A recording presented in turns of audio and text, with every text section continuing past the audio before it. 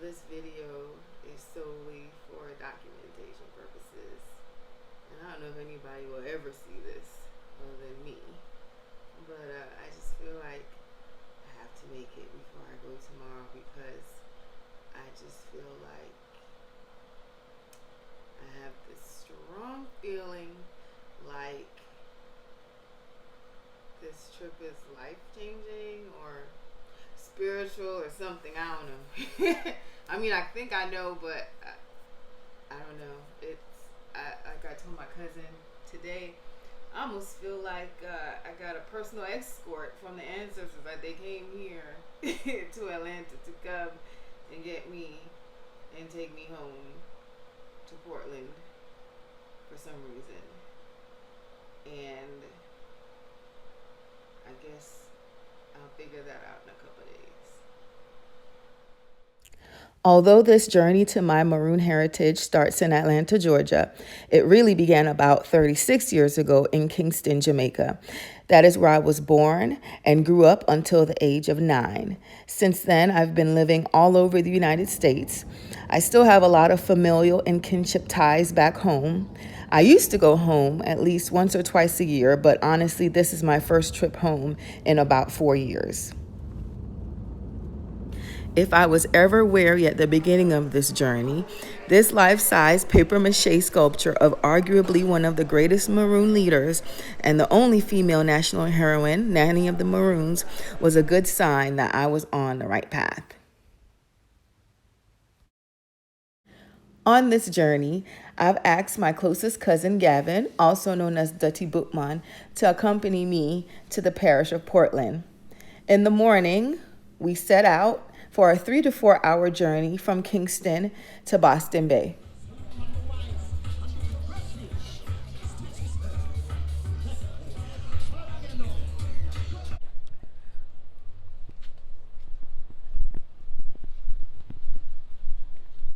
So after a long trek, we've reached our lodgings for the night. We're going to turn down and get ready for our big trek to New Nanny Town starting tomorrow.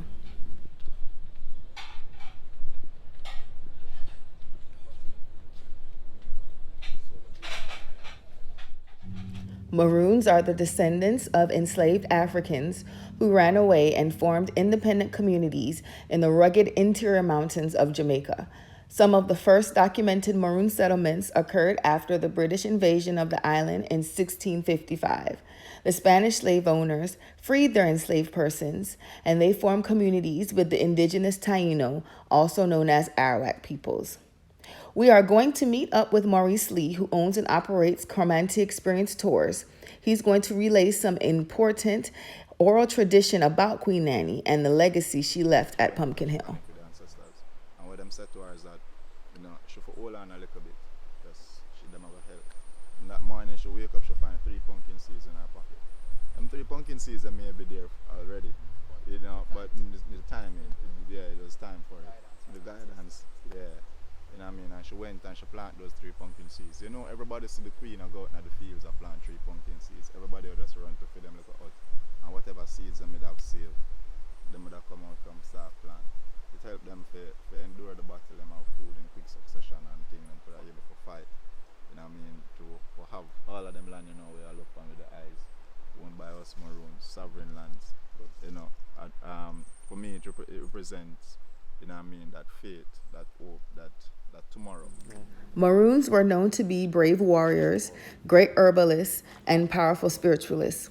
The First Maroon War with the British Army lasted almost 90 years, from 1655 to 1740. It ended when the British ceded land and autonomy to the Maroons in exchange for peace. There are 4 surviving and acknowledged settlements in Jamaica: Acumpong on the western side, as well as New Nanny Town, also known as Moortown, Charlestown, and Scots Hall on the eastern end. After leaving Pumpkin Hill, we approach Nanny Town for our hike to Nanny Falls, as well as a small class on indigenous plants and their uses. Yard, and it care, good for pain and these Not things. tea with it? Yeah. And thing, but it have some other spiritual energies and powers I travel with too.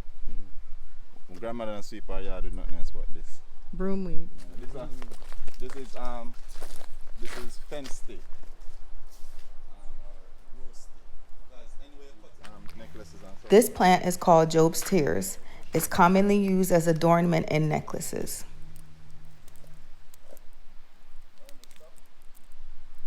Mm-hmm. We get the leaf.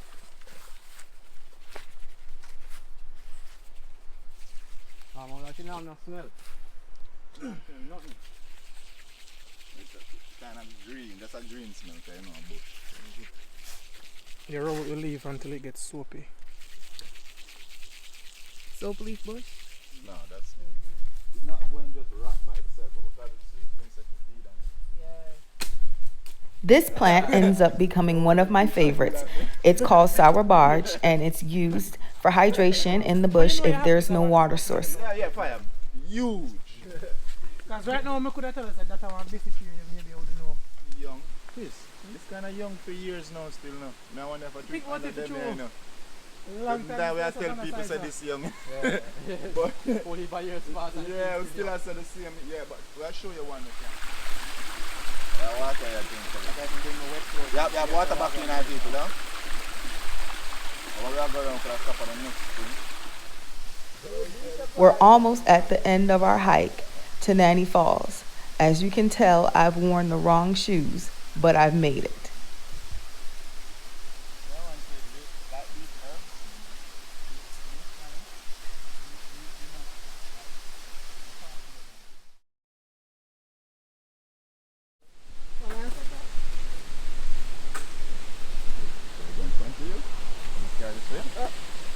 I'll carry the bags. You keep your bush. Is it not big? Is it cinnamon? Yes, it is. I like you. I love when I'm expressing that way. Like, many people afraid to use that word. Nanny Falls is a very important and spiritual place in the hearts and minds of the Maroons. It's a place where warriors would come before and after battle with the British Army.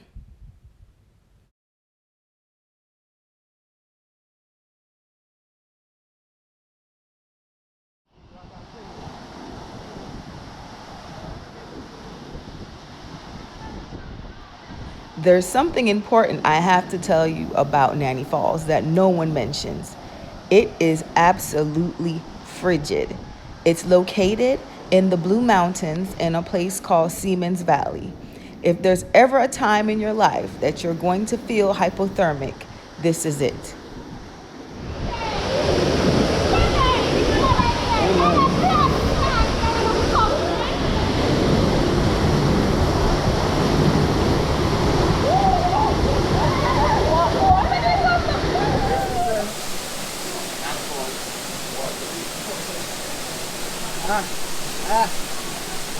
It's clear. It's clean. It's not dirty. We've spent a good hour at Nanny Falls, so now we're going to start our hike back to New Nanny Town.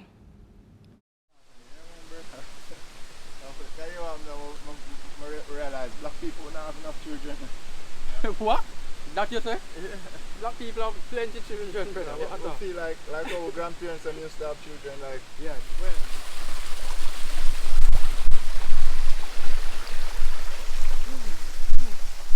So how far is Charlestown from here? going to Foreign Channel, can take us up to an hour.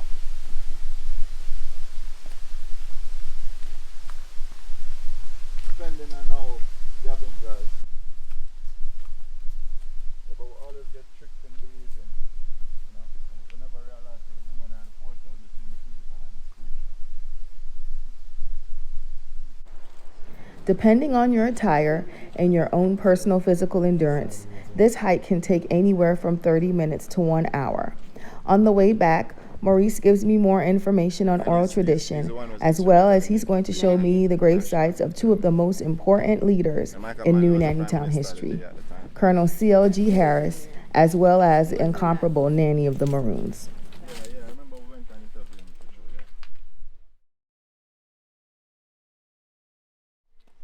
yeah. In a couple seconds, I will be standing and sitting in front of the incomparable Queen Nanny of the Maroons. She died sometime around 1755, and she is buried at this very spot right in front of me, and it's called Bump Grave.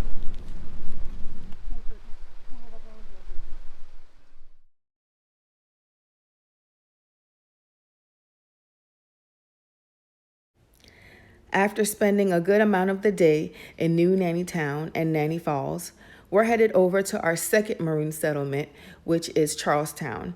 It's also in the parish of Portland. We're trying to get there before sunset so that we can meet Colonel Marcia Douglas.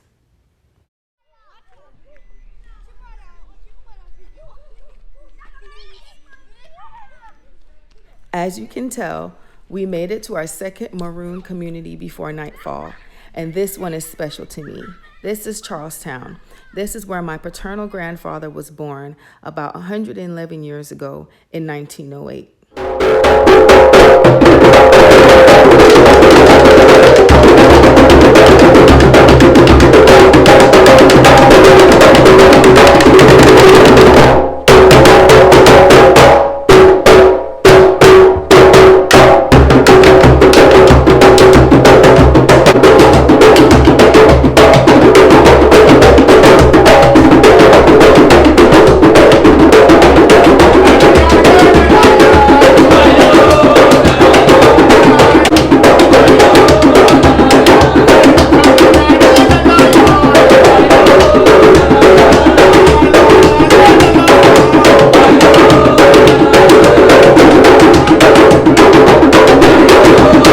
And at this very moment, in this dip and turn, is when I felt the spirit of my ancestors, and I knew I had to slow down on the dancing or I would be in very big trouble in a second.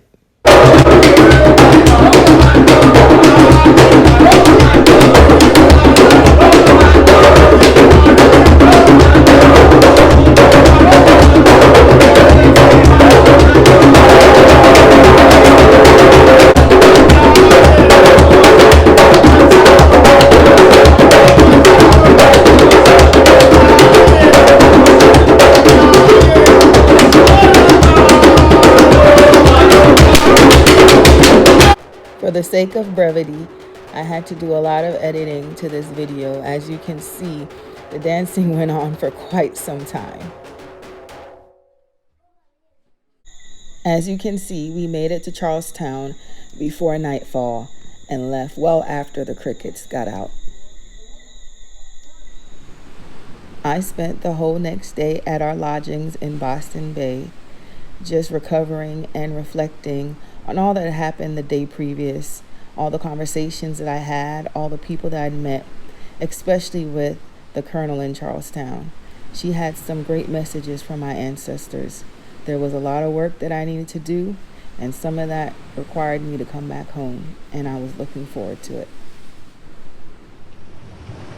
I would be completely remiss if I did not take this opportunity to thank the people who made this experience possible. So thank you to Maurice Lee of Chromanti Experience Tours, Colonel Marcia Douglas, and the entire Charlestown Maroon Council.